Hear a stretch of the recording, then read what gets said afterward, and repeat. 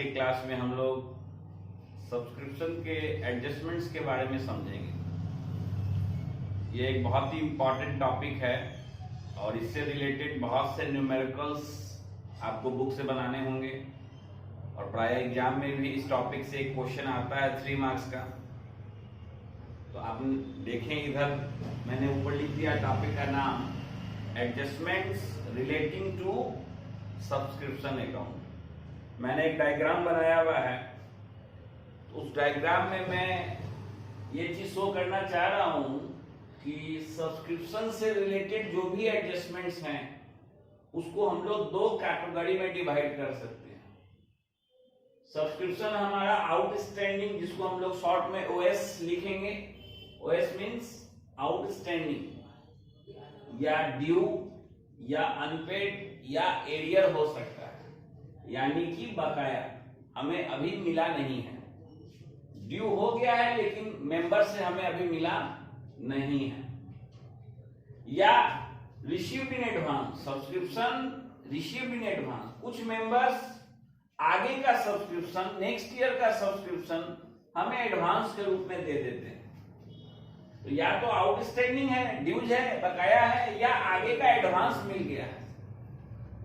जो आउटस्टैंडिंग है उसमें भी there are 2 types, outstanding at the end, outstanding at the end and outstanding in the beginning, जिसको हम लोग शॉर्ट में ओएस एंड या ओएस बिगिनिंग कहेंगे।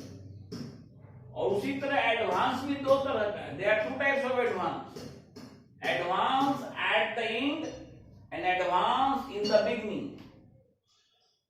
आपको ये याद रखना होगा कि ईयर एंड में जो आउटस्टैंडिंग सब्सक्रिप्शन है उसको हमेशा हम लोग ऐड करेंगे। ईयर एंड में जो आउटस्टैंडिंग सब्सक्रिप्शन है उसको ऐड करेंगे और जो बिगिनिंग वाला आउटस्टैंडिंग है उसको लेस करेंगे।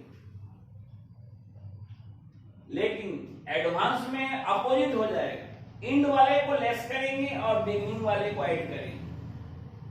आप सोच रहे होंगे कि ऐसा क्यों, तो अभी मैं एक्सप्लेन करूंगा इसके पीछे क्या लॉजिक है। लेकिन फिलहाल आप इतना याद रखें कि ओएस एंड ऐड होगा, बिगिनिंग लेस होगा, एडवांस बिगिनिंग ऐड होगा और एंड लेस होगा। आप ये जानते हैं कि एडजस्टमेंट्स को 2 जगह दिखलाया जाता है। तो एक तो इनको एडजस्ट का रूल आप जान गए, सेकेंड इनका प्लेसमेंट बैलेंस शीट में होगा। तो आउटस्टैंडिंग सब्सक्रिप्शन एनपीओ को लेना है, आउटस्टैंडिंग सब्सक्रिप्शन एनपीओ को लेना है। ये एनपीओ के लिए एक एसेट है, इसीलिए आउटस्टैंडिंग सब्सक्रिप्शन को हम लोग बैलेंस शीट के एसेट साइड में दिखलाएंगे। अब 2 तरह का है, एंड वाले को क्लोजिंग बैलेंस शीट के एसेट में और बिगिनिंग वाले को ओपनिंग बैलेंस शीट के एसेट में दिखलाएंगे। लेकिन यदि हम आगे का एडवांस सब्सक्रिप्शन ले लेते हैं तो ये एनपीओ के लिए एक लायबिलिटी है, इसे बैलेंस शीट के लायबिलिटी साइड में दिखलाया जाएगा। एंड वाले को क्लोजिंग बैलेंस शीट के लायबिलिटी साइड में और बिगिनिंग वाले को ओपनिंग बैलेंस शीट के लायबिलिटी साइड में दिखलाते हैं। अब मैं आपको ये एक्सप्लेन करना चाह रहा हूं कि ओएस एंड को क्यों ऐड किया गया। तो हम लोग एक एग्जांपल से इसको समझेंगे। Current year CY, NY is next year and PY is previous year. Our current year is 2020, our next year is 2021 and our previous year is 2019.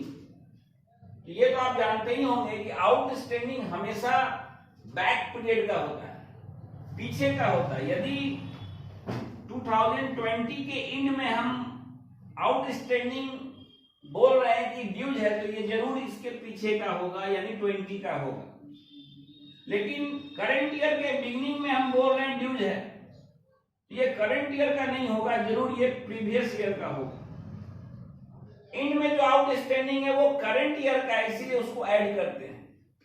और बिगिनिंग में जो आउटस्टैंडिंग है वो प्रीवियस ईयर का है, इसलिए उसको माइनस करते हैं। हमें केवल करंट ईयर का लेना है, प्रीवियस ईयर और नेक्स्ट ईयर का नहीं लेना है।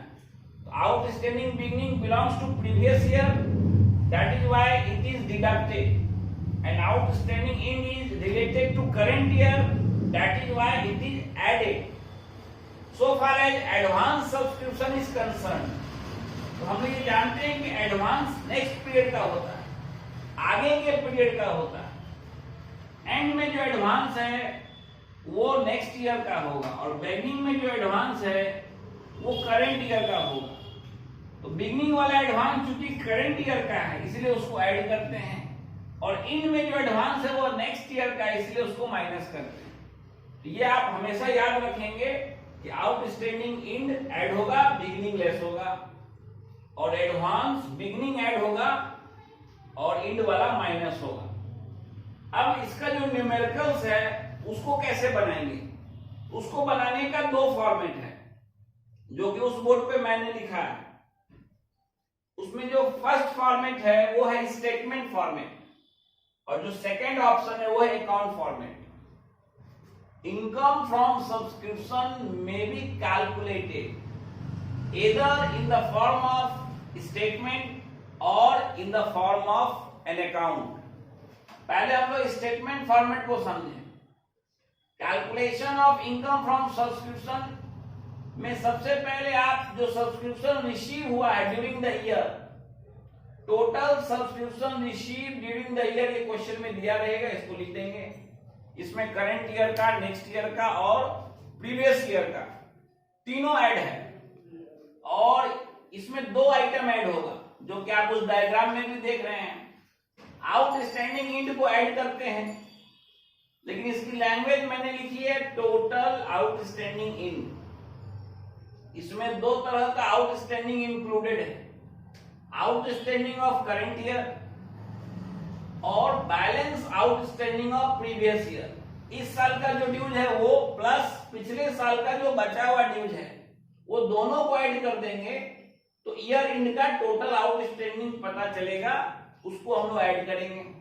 और एडवांस बिगिनिंग को भी हम लोग ऐड करेंगे। दो चीज ऐड होगा, outstanding end and advance beginning, और इस दोनों का अपोजिट लेस होगा।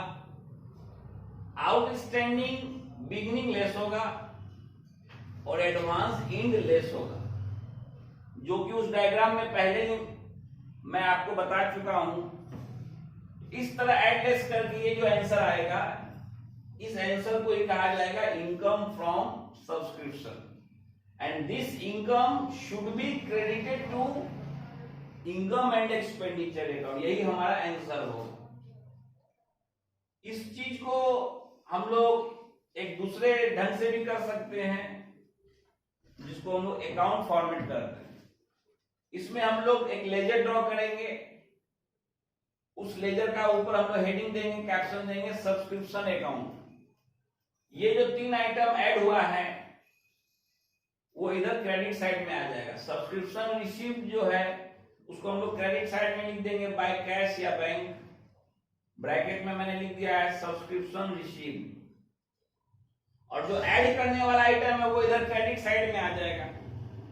टोटल आउटस्टैंडिंग इंड ऐड करना है, इधर आ गया। उसमें दो तरह का आउटस्टैंडिंग है, आउटस्टैंडिंग ऑफ करंट ईयर, इस साल का जो ड्यूज है, and balance outstanding of previous year, पिछले साल का वह ड्यूज जो अभी तक क्लियर नहीं हुआ है वो भी इसमें इंक्लूडेड है। इसलिए इसका परफेक्ट नाम ये होगा टोटल आउटस्टैंडिंग इंड। यहां पर काफी कंफ्यूजन होता है। इस साल का जो आउटस्टैंडिंग है उसको हम लोग बोलेंगे आउटस्टैंडिंग ऑफ करंट ईयर, और उसमें पिछले साल का जो बचा हुआ ड्यूज है, टोटल ड्यूज नहीं, जो बचा हुआ ड्यूज है जो अभी तक नहीं मिला है, उसको जब जोड़ देंगे तो जो ऐड होके आएगा उसको हम लोग बोलेंगे टोटल आउटस्टैंडिंग इंड। ये ऐड होगा और एडवांस बिगिनिंग भी ऐड होगा, और ये जो दो आइटम लेस किए हैं वो उधर डेबिट में चला जाएगा। लेस करने में एडवांस बिगिनिंग और एडवांस इंड, ये सेम चीज है। जो ऐड किया वो क्रेडिट में आ गया, जो लेस किया वो डेबिट में चला गया। और बैलेंसिंग फिगर आंसर होगा हमारा, जो कि इनकम फ्रॉम सब्सक्रिप्शन है, और ये इनकम एंड एक्सपेंडिचर अकाउंट में जाकर क्रेडिट हो जाएगा। आपको डिसाइड करना है कि आप स्टेटमेंट फॉर्मेट से बनाते हैं या अकाउंट फॉर्मेट से। कुछ बच्चों को स्टेटमेंट फॉर्मेट इजी लगता है और कुछ को अकाउंट फॉर्मेट इजी लगता है, लेकिन मेरा सजेशन है कि फाइनली अकाउंट फॉर्मेट ही इजी होगा। इससे हम लोग टफ से टफ क्वेश्चन को इजीली सॉल्व कर लेंगे, इसीलिए आप अकाउंट फॉर्मेट को प्रेफर करें, ये ज्यादा अच्छा होगा। अब हम लोग आगे के क्लास में कुछ न्यूमेरिकल से इस टॉपिक को और अधिक जो है समझेंगे। इसका जो है थ्योरेटिकल कांसेप्ट कंप्लीट हुआ है, अब इसको मैं एक न्यूमेरिकल के थ्रू आपको और अधिक समझाऊंगा।